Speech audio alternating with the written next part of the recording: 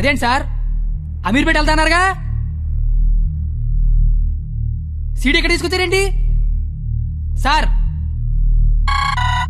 రాఖీ పండుగ అనుకుంటా, మాట్లాడతారా?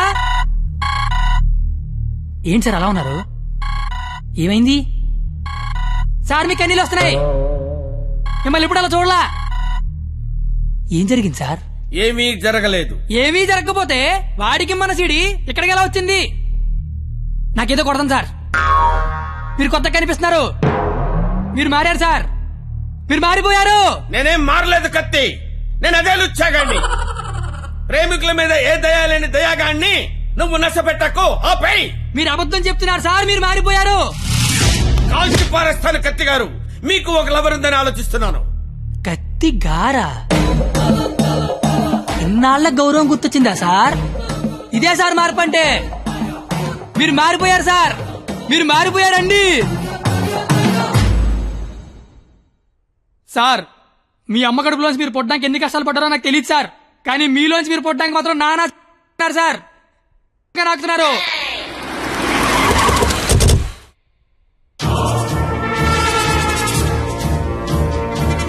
సార్ మీరు మారారని నేను, మారలేదని మీరు డిబేట్ అనవసరం, వాళ్లే చెప్తారు.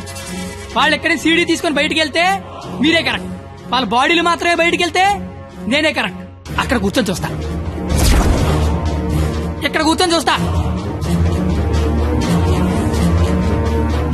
ఏంట్రోయ్ అన్న ఫోన్ చేస్తే ఫోన్ లేపట్లేదంట, సీడీ అది. సీడీయా బాబు? ఆ. సార్ పక్కన బెంచ్ మీద ఉంది, వచ్చి పట్టుకెళ్ళిపోండి. రై ఎల్రా తీసుకురాబో.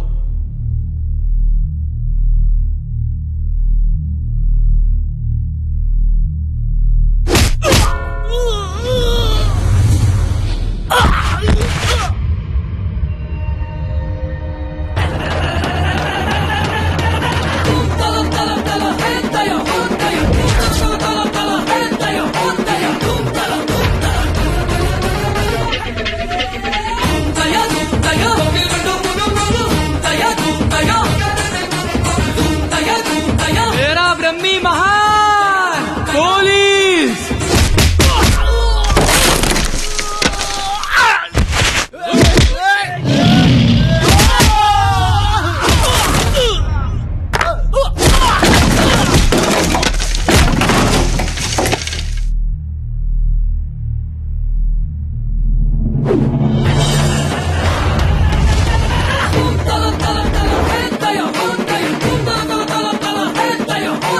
పోలీస్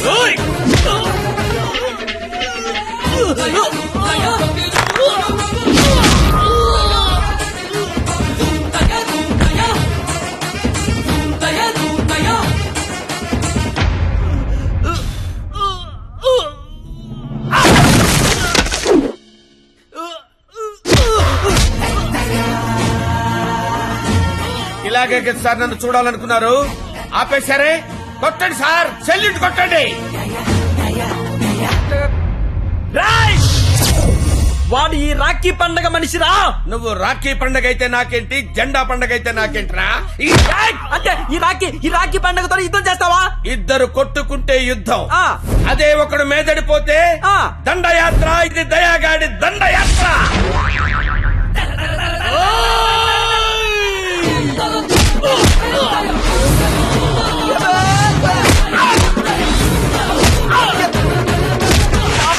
నా దగ్గర లంచం తీసుకున్న దయాగాడివి నాతోనే ఎక్కడ కెలకూడదో అక్కడే కెలికేవరా.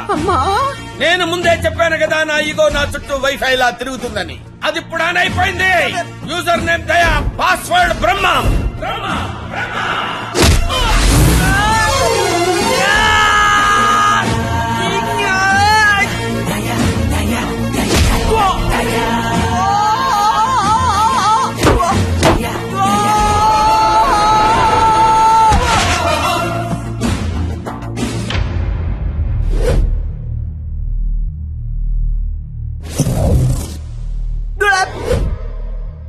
అమ్మాయిలు మోసం చేయటం అందం, అబ్బాయిలు మోసపోవటం ఆనవాయితీ. మధ్యలో నువ్వెవడరా ఆపటానికి పిల్ల కొతివి? మళ్ళీ లవ్వర్స్ జోలికొచ్చావంటే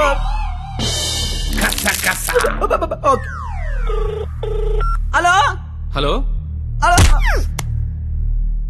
ఎరా పొద్దున కల్లా వేస్తాను వేసావా? పొద్దుటి కల్లా వేయటానికి ఇది ఈనాడు పేపర్ అనుకున్నావా, ఇంట్లో ఇడ్లీ అనుకున్నావురా? ఈ దయాగాడి మనుషులరా. ఈసారి మా కత్తి జోలికి వచ్చావో నరుకుతానో నాకే తెలీదు. టెక్స్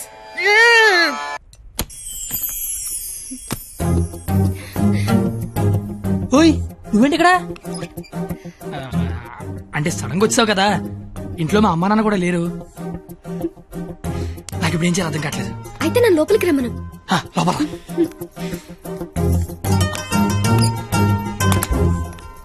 ఓయ్ సడన్ గా ఎంట్రీ ఏంటి? ఇంకొక రోజు అయితే మనం పందెం గెలిచేస్తాం కదా. అది చెప్పడానికి వచ్చావా? ఉహుం. మనం ఎలాగో గెలిచేస్తాం. ఆ తర్వాత లైఫ్ అంతా ఈ ఇంట్లోనే ఉండాలిగా. మా అత్తగారి ఇల్లు ఎలా ఉందో చూద్దామని. చూడు మరి. నువ్వు చూపించు. రా, ఇదే మా విశాలమైన హాలు. పద. ఇగో ఇదే మా డైనింగ్ టేబుల్. నెక్స్ట్ ఐటమ్ ఇదే మన బెడ్రూమ్. ఛీ, ఈ టైంలోనా? అత్తయ్య వాళ్ళు చూస్తే బాగోదు. అయినా సిగ్గులేదు నీకు. వచ్చిన బుజ్జతల్లోడమ్మా దై దై దై దై దై దై దై దై దై దై.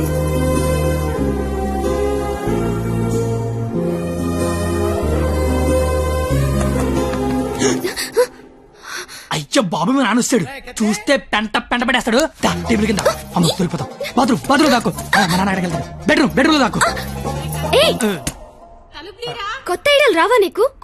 ఇది మీ ఇల్లు కాబట్టి నేను దాక్కోవాలి, నువ్వు డోర్ తీయాలా? అదేం కుదరదు. నువ్వు వెళ్ళి దాక్కో, నేను వెళ్ళి డోర్ తీస్తా. బాబు చెప్పింది.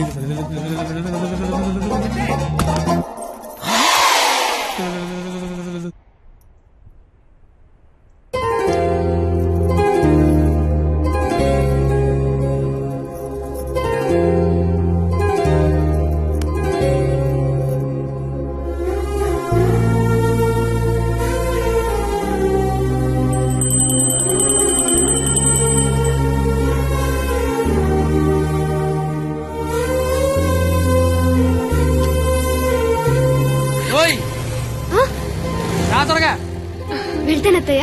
వెళ్తాను కాదు, వెళ్ళొస్తాను అనాలి. వెళ్ళొస్తాను. బాయ్. ఈ ఒక్కరోజు గడిచేస్తే మనం పందెం గెలిచేస్తాం. ఆల్రెడీ గెలిచేసినట్టేగా. ఇంకా మనం లైఫ్ లాంగ్ హ్యాపీగా.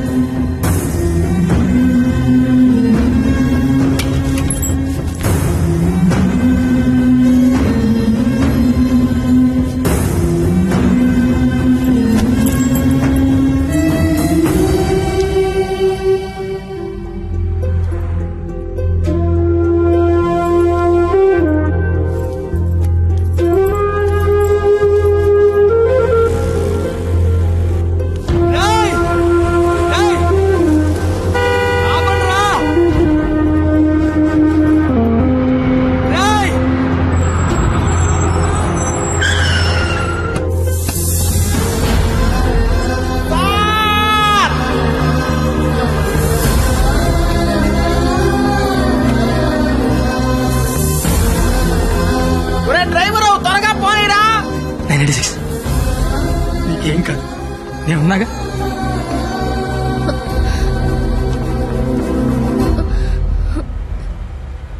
బ్లడ్ వస్తుందా?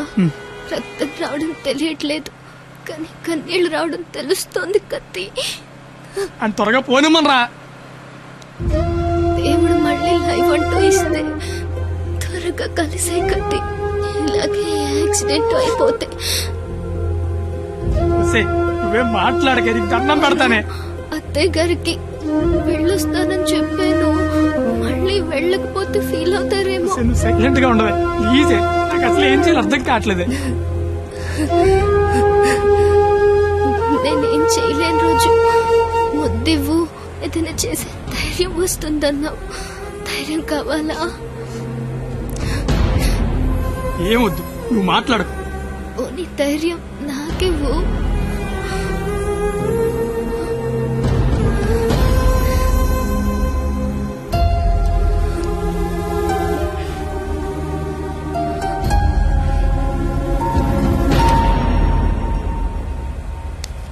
ఓయ్ 996 నిన్నే. 996 నేను నీతోనే మాట్లాడుతున్నాను. వినిపిస్తోందా?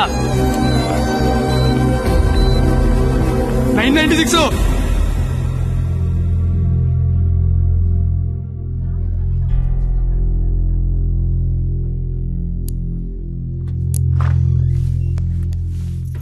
సార్, తను బానే ఉంది కదా?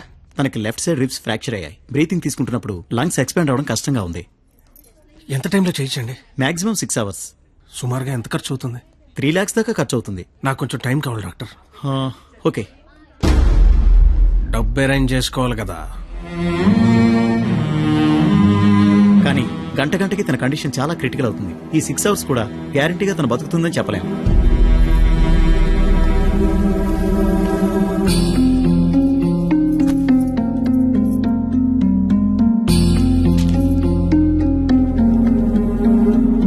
నువ్వు రాసిన అగ్రిమెంట్ కి, దాని ఆపరేషన్ కి 6 గంటల టైం ఉంది. ఈలోగా నువ్వు డబ్బు తెచ్చి కట్టు. మరో క్షణం నేను ఓడిపోయిన సంతకం పెట్టేస్తా. లేదా నేను ఓడిపోయిన నువ్వు సంతకం పెట్టు, మరో క్షణం నేను డబ్బు కట్టేస్తా. ఈ రెండిట్లో దేనికైనా నాకు ఒక్క క్షణం చాలు. నీకు 6 గంటలుంది. చూస్తా అది నా కూతురుగా బతుకుద్దో, లేదా నువ్వు అనుకుని ఆ ప్రేమ బతుకుద్దు. ఏంటండి ఇదంతా? కూతురు అక్కడ చావు బతుకుల మధ్య ఉంటే అది ఇప్పుడేంటి? ఏ రోజైతే ఇలాంటి క్వాలిటీ లేని అలగా యదవను ప్రేమించానని చెప్పిందో ఆ రోజే నా దృష్టిలో అది బతికుందనుకోవట్లేదు. నా కూతురుగా బతికించుకోవాలనుకుంటున్నాను.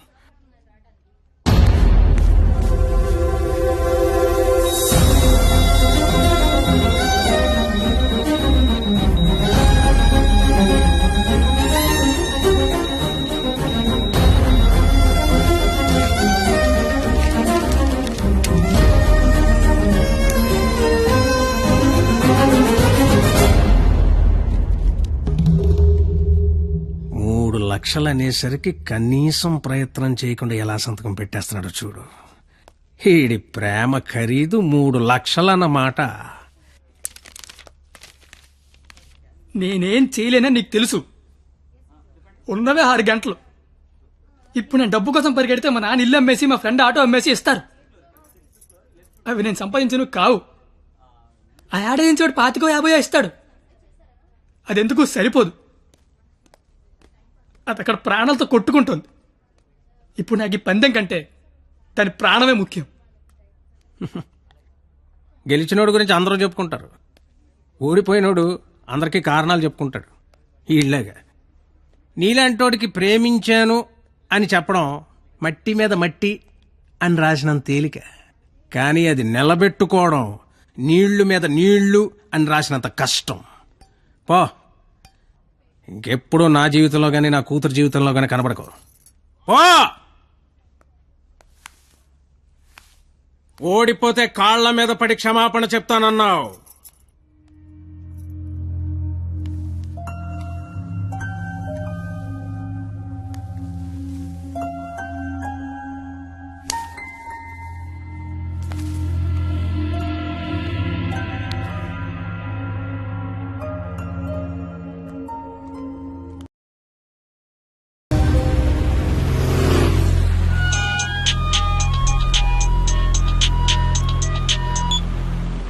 హలో, నేను పరిణీత వాళ్ళ అమ్మని మాట్లాడుతున్నాను. ఆపరేషన్ అయిందా? Doctor operation చేయనంటున్నాడు.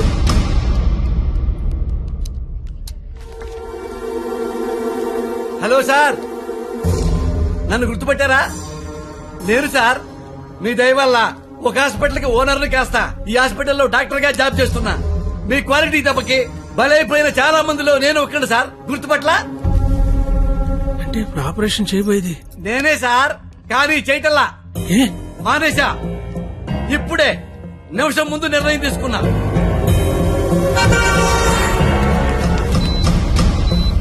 మీకు తెలుసుగా సార్, నేను పెద్ద మెంటల్ నాయల్ని. చేసే పనిలో క్వాలిటీ ఉంటల్లా. ఆపరేషన్ థియేటర్ లో పొట్టకోసి అందులో చేతులు పెట్టడం, మళ్ళీ వేరే పొట్టకోసి అవే చేతులే అందులో పెట్టడం, చీ చీ చీ చీ గెలిసిగా ఉంటుంది సార్. క్వాలిటీ ఉంటల్లా, అందుకే మానేశా.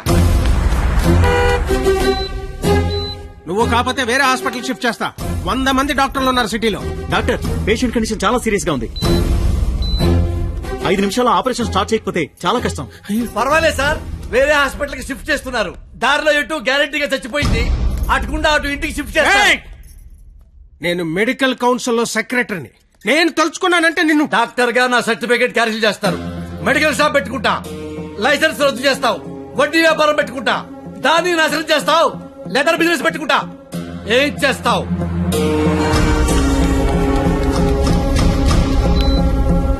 ఈ అవకాశాన్ని వదులుకోను రాజా. నీ మీద కక్ష తెచ్చుకోవడం కోసం ఎంత దూరమైనా వెళ్తా. టాటా, చెయ్యు, బాయ్ బాయ్. పోనీ ఎంత డబ్బు కావాలో చెప్పండి, ఇస్తాను. ఏయ్! డబ్బిచ్చి ప్రాణాలు కొనుక్కునే కర్మ నీకుందేమో గాని నాకు లేదు.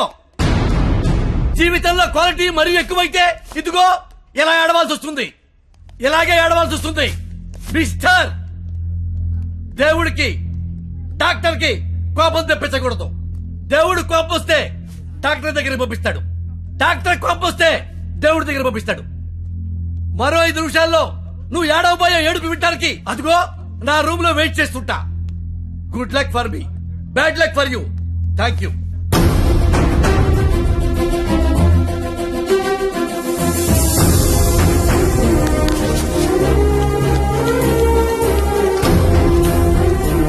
ఇప్పుడు ఆపరేషన్ ఆఫీసర్ కదా, దాని గురించి మాట్లాడాలి.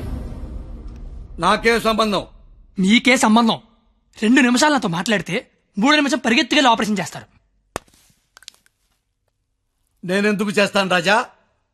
నో, ఆపరేషన్ నేనే చేస్తా. అమ్మా, ఈ అవకాశాన్ని నేను వదులుకోను. సార్, సారీ సార్, ఈ విషయం తెలియక నేను ఆపరేషన్ చేయనని చెప్పాను సార్. ఏ విషయం? అంత బాబు చెప్పాడులే సార్ నాకు. ఏం చెప్పాడు? ఊరుకోండి సార్. సిస్టర్, ఇదిగో నా ATM కార్డు తీసుకొని డబ్బులు రాజాయి. కింద బిల్లు మొత్తం కట్టాయి. ఇంజక్షన్ ఖర్చు కూడా వీళ్ళు ఇవ్వడానికి వీల్లేదు. వెళ్ళు. Okay sir. బాబు బయలుదేరమంటావా? చచ్చిపోయే వెళ్ళండి సార్. ఏం కాదు నాన్న, షేక్ హ్యాండ్ ఇవ్వు నాన్న. అవయవదానం చేశారా సరే, పాపను బతికించుకుంటాను. పాపే నా ప్రాణం. రే, నువ్వేంట్రా అక్కడ? ఏం చెప్పావు వాడికి? ఆపరేషన్ చేయను అన్నాడు కదా, ఇప్పుడు చేస్తానంటున్నాడు. ఏం చెప్పావు వాడికి? అసలు నీ ప్రాబ్లం ఏంటి చెప్పు. నీ ప్రాబ్లం ఏంటి? నువ్వు చేయలేకపోయావు, నేను చేస్తానా కదా. ఇప్పుడు ఆపరేషన్ చేయడం ఇంపార్టెంట్, ఎందుకు చేస్తాడు ఇంపార్టెంటా? నిజంగా నాకు అర్థం కావట్లేదు. నీ ప్రాబ్లం ఏంటి చెప్పు. నీకు నేను నచ్చలేదు. నువ్వు నన్ను చేసుకోవాలనుకుంటే నేను నీకు నచ్చాలి. నీ కూతురు నన్ను చేసుకోవాలనుకుంటే నీకు నచ్చాల్సిన అవసరం లేదు. సరే, ఒక ఆడపిల్ల తండ్రిగా నేను నీకు నచ్చలేదు. ఎందుకంటే నువ్వు చూసినోడికి చదువు ఉంది, ఉద్యోగం ఉంది. నాకు చదువు లేదు, ఉద్యోగం లేదు. కానీ నీ కూతురు గారంటే ఇష్టం లేదు. నీకు ఇష్టం లేదు. నేను ఒక 4 రోజులు మీ ఇంట్లో ఉంటేనే భరించలేకపోయావు. నీ కూతురు దానికి ఇష్టం లేని వాడితో జీవితాంతం ఒకే ఇంట్లో ఉండాలి, ఒకే మంచం మీద పడుకోవాలి, కాపురం చేయాలి. అర్థమవుతుందా నీకు? నాకు విషయం చెప్పు. నీలా నీ ఫ్యామిలీని 4 రోజులు పోషించమన్నావు. చివరిలో యాక్సిడెంట్ అయ్యింది, ఆపరేషన్ చేయించాలి, చేయించలేకపోయినా ఓడిపోయిన సంతకం పెట్టమన్నావు, పెట్టేశా. నీ కూతురు నీకిచ్చా. నువ్వేం చేసావు? ఆపరేషన్ చేయించగలిగావా? నువ్వు చేసింది అంటే నేను చేయలేకపోయిందేంటి? ఇప్పుడు ఇద్దరం గెలిచినట్ట, ఇద్దరం ఓడిపోయినట్ట? తనకు మన ఇద్దరం కావాలి. నువ్వు ఉన్నావన్న ధైర్యం కావాలి, నేను ఇచ్చే ఆనందము కావాలి. తను ఎగరాలనుకుంటోంది. ఎగరడానికి రెక్కల్లా నేనున్నాను. కానీ ఎగిరి ఎగిరి అలిసిపోతే వాలడానికి కాళ్ళలా నువ్వు ఉన్నావన్న ధైర్యం కావాలి. అసలు నీతో పాటు మా నాన్న కూడా కావాలి. నన్ను ఉండకపోతే దాన్ని పెళ్లి చేసుకోవడానికి 3 లేసిన చెప్పి పట్టదు నాకు. నిన్ను కాదు లేచాక దాన్ని అనాలి. చెయ్యి, ఇదంతా నీకు ఎంత చెప్పినా అర్థం కాదని తెలుసుకోవడం చెప్తున్నా. నాకైతే అర్థం కావట్లేదు. చెయ్యి, ఎంత వస్తువు తెస్తే. రాజా, కంగ్రాచులేషన్స్, ఆపరేషన్ బాగా జరిగింది. అమ్మాయి safe. Best of luck. Medical officer గారు, మీరు మీ భార్య లోపలికి వెళ్ళి చూడొచ్చండి.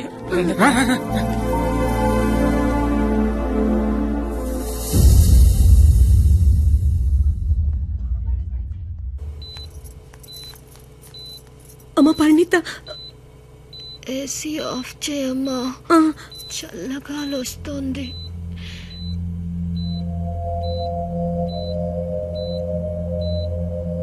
నిన్నొకటి అడగాలి నాన్న.